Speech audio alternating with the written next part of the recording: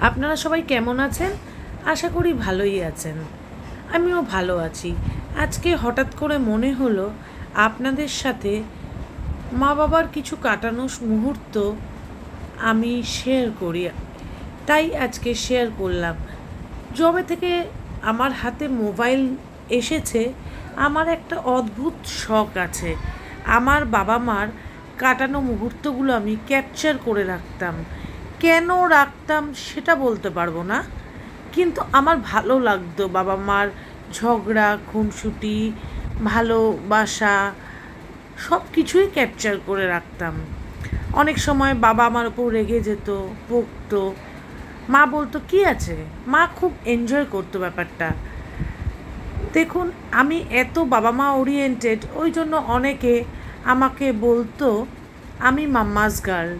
তাতে আমার কিছু যায় আসে না। আজকে তাদের জন্যই তো আমি জীবনটা পেয়েছি। আমার বাবা মাকে নিয়ে আমি সবসময় গর্ববোধ করি। আজকে তাদের মতো বাবা মা যেন আমি আসছে জন্মেও পাই।